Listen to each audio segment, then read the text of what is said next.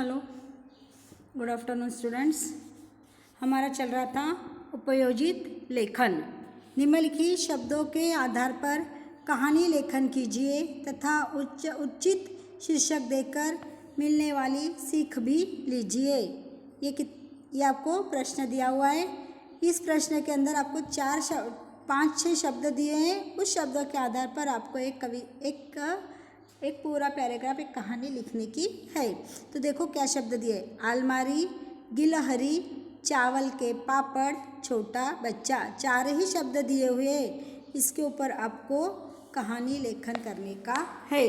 तो एक सुंदर सी कहानी बनाकर उस कहानी को आपको एक अच्छा सा नाम भी देना है, टाइटल देना है, शीर्षक देने का है। अलमारी, गिलहरी, चावल के पापड़, छोटा बच्चा।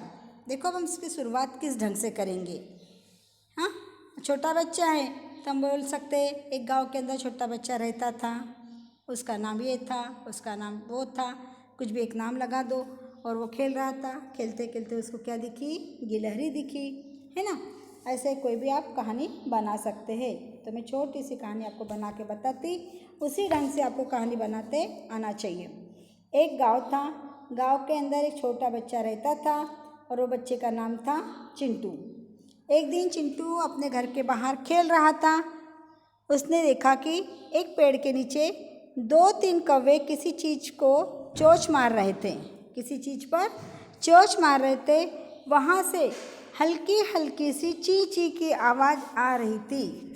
अब ये आवाज़ कहाँ से आ रही? उसको थोड़ा सा आश्चर्य हो गया और वो देखने लगा। चिंटू दौड़कर पहुँचता और उसे देखा, उसने उन कौवों को वहाँ से उड़ाया। कहाँ से? जहाँ पे रोटी के टुकड़े के पास में कौवे थे, वहाँ पे से उसको वहाँ से उड़ा दिया। उसने देखा कि एक छोटी सी गिलहरी वहाँ से चींची कर रही है। उसका शरीर कौवों की चोट से घायल हो रहा था। कौवे क्या कर रहे थे? उस गिलहरी के ऊपर चोंच मार रहे थे। तो उसने आया, वो लड़का चिंटू, छोटा सा बच्चा, और उसने उस कौवे को वहाँ से उड़ा दिया। और वो गिलहरी को देखा, थोड़ी सी घायल हो चुकी थी वो, क्योंकि कौवे ने उसको चोंच मारी हुई थी, डंक जगह कर दी थी, जख्म कर दी थी। तब उसने अब क्या किया? शरीर को कौवे से चोट से घायल हो गया था उसका, तो उसने एक रुमाल निकाला अपने जेब से और रुमाल निकाल कर बिना डरे अपने घर पर उसको गिलहरी को लेकर आया। और क्या किया? उस गिलहरी को जो घाव लगा हुआ था उसको पहले धोया पानी से, स्वच्छ पानी से, साफ सुथरे पानी से धोया। और धोने के बाद में उस जख्म के ऊपर उसने हल्दी तथा सोफ्रामाइसिन की क्रीम लगा दी, ताकि उस गिलहरी को थोड़ा सा आराम मिल जाए।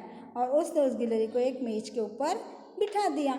अब बिठाने के बाद में अब उसको भूख लगी होगी, तो घर में गया और इधर उधर देखा तो मम्मी होगी। मम्मी से कहा मुझे कुछ दो, तो मम्मी के पास से एक चावल के पापड़ लेकर आया एक प्लेट के अंदर, और चावल के पापड़ लाकर उस गिलहरी के पास में रख दिया। पापड़ खाती रही और वो पानी वानी पीती, एक पॉट में पानी भी रख दिया। 2-3 दिन बाद में गिलहरी को थोड़ा सा ठीक लगने लगा, पापड़ खाने से उसको अच्छा लगा।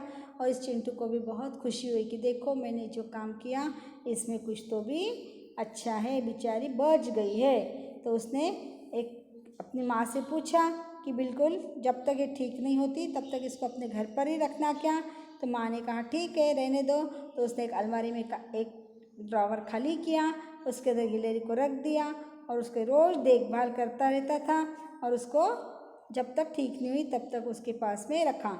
अभी अगर वो बाहर जाएगी तो कौवा उसको और आहार बना लेगा, इसलिए उसने माँ से कहा माँ इसको मैं बाहर नहीं जाने दूँगा और अभी इसी को यहीं पे रहना है। तो माँ ने चिंटू की सोच पर बहुत गर्व हुआ उसको, और उन्होंने उस खुशी खुशी उसकी बात मान ली।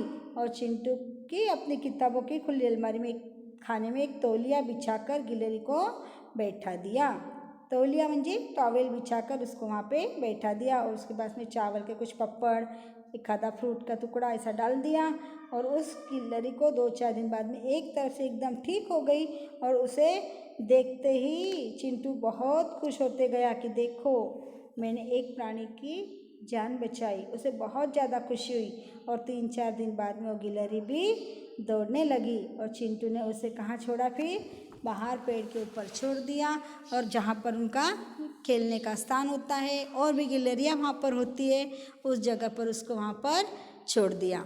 तो ताकि क्या है, हम प्राणी को हमारे घर के अंदर हम बंद भी करके रखें, मतलब हमने उसको कितनी भी आज़ादी दी, उसको पानी, उसको खिलाना पिलाना सब कुछ भी किया, फिर भी वो स्वतंत्र नहीं रह सकती। उसको ऐसा लगता है कि मैं इस घर के अंदर बंद हो गई हूँ, उसको दुख होता है। कोई भी प्राणी को हम जैसे तोता होता है, हम तोते को एक पिंजरे के अंदर रखते हैं, हमको बहुत खुशी होती कि देखो मैं तोता पकड़ा है, उसको रोज़ मैं देखभाल करता, खाना देता, पीना देता, उसकी इतनी देखभाल करता, लेकिन तोता अंदर से खुश नहीं होता। क्यों? कि उसे बाहर घूमने का, स्वतंत्रता का जो उसका काम था, हमने उसको छीन लिया है, कैद करके रखा है।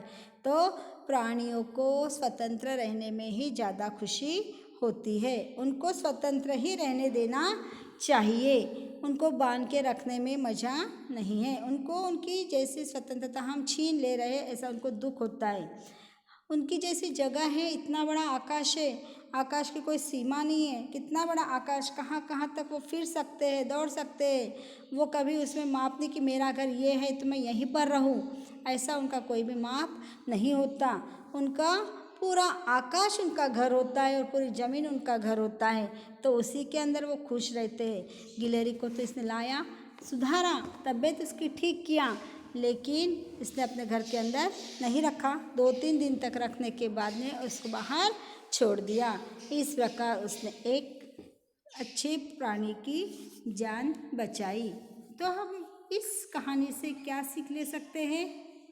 तो हम ये ले सकते हैं कि पशु पक्षी के प्रति हमारे हृदय में दया भाव होना चाहिए, या हम ये भी बोल सकते हैं कि पशु पक्षी पर हमने दया करनी चाहिए। दया में ही धर्म है, दया में ही धर्म है। ये बात इस कहानी से हमको सीखने को मिलती है।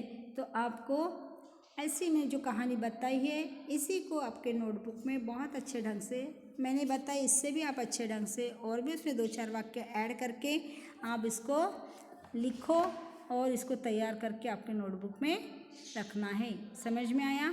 सिर्फ आपको 4 ही शब्द दिए हैं। कौन से थे? अलमारी, गिलहरी, चावल के पापड़ और छोटा बच्चा। इसी के ऊपर से हमने इतनी बड़ी कहानी बना ली है।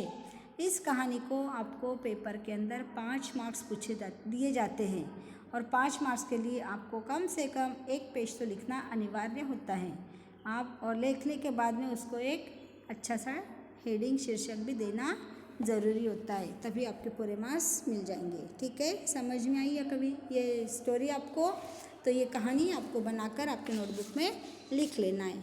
ओके, ठीक है।